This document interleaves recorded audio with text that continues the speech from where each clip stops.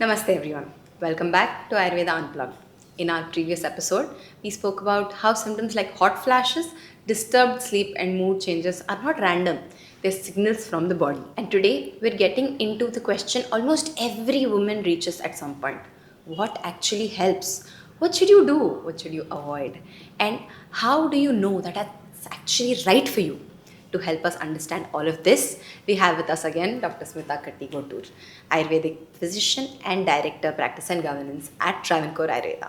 Doctor, welcome back. Thank you, Srishti. And I'm really glad we are discussing this today because this is exactly where most women feel stuck.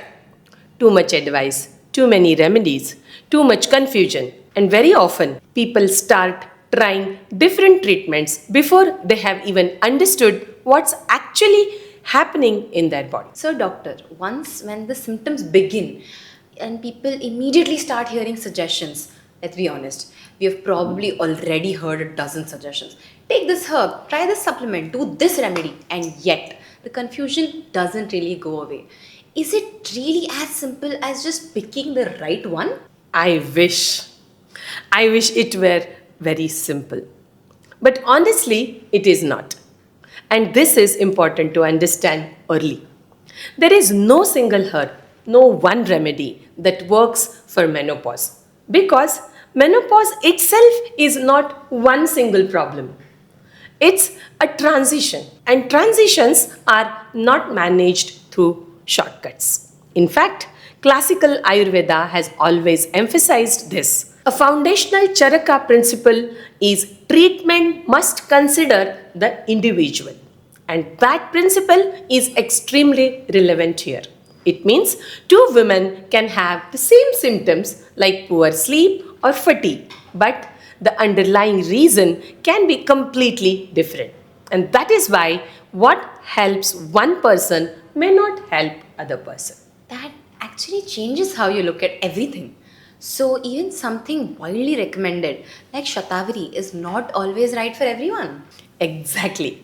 It can be very useful, but only in the right context. And that distinction is where most people go wrong. Because today, people tend to look for ready made answers instead of asking, what does my body actually need? So, if it's not about picking random remedies, then where does support actually begin? Does it begin with food? Very often, yes. Because nourishment plays a central role in this phase. Ayurveda has always placed deep importance on ahara, that is food. Ahara sambhavam vastu. Life is sustained through nourishment. And in practical terms, during a phase of instability, the body responds better to warmth, regularity, and proper nourishment rather than extremes. And that is why I often caution against crash dieting, skipping meals, constant food experimentation, especially during this phase.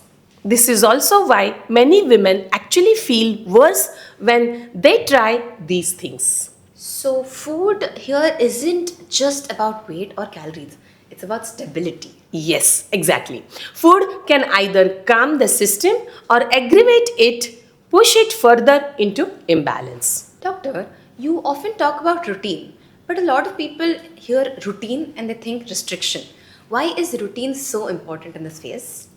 Because routine is not restriction, routine is regulation. And during any transition, regulation becomes extremely important. Ayurveda speaks extensively about Dinacharya, daily rhythm. Why? Because rhythm stabilizes the body and menopause often involves instability. Let me put it in simple terms. If your sleep timings changes every day, meals are irregular, stress keeps fluctuating. It's like your body is constantly shifting time zones, almost like internal jet lag. And over time, that becomes exhausting for the system. Routine helps the body stop fighting and start stabilizing. That actually makes a lot of sense. Like living in a constant state of internal jet lag. Exactly.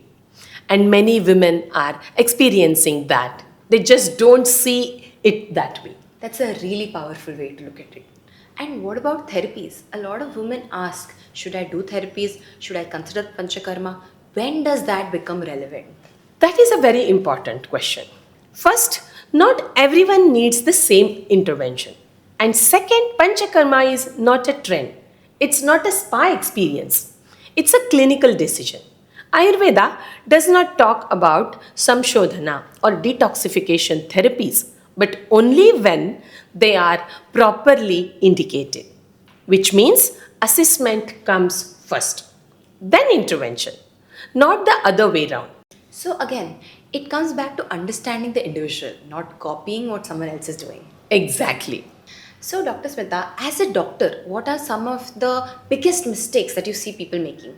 If I had to point out three most common ones, they would be self prescription based on internet advices, chasing quick fixes, and treating menopause like a problem that need to be suppressed. And I would add one more, constantly comparing your experience with someone else. That creates unnecessary stress and anxiety because healing doesn't come from collecting remedies. It comes from understanding what your system actually needs. So, in today's episode, we understood that support during menopause is not about trying random remedies, it's about understanding your body. We spoke about food, routine, and individualized care, and why menopause is not something to fight, it's something to understand. And maybe the most important takeaway, there is no one size that fits all approaches. In our next episode, we explore something that is extremely important. What is Menushrita? Why was it created? And how structured support can be very different from piecemeal advice. So, if you have ever wondered, where do I begin? That episode is for you. Until then, take care, stay aware, and stay connected with Ayurveda Unplugged. Sukhino Bhavantu.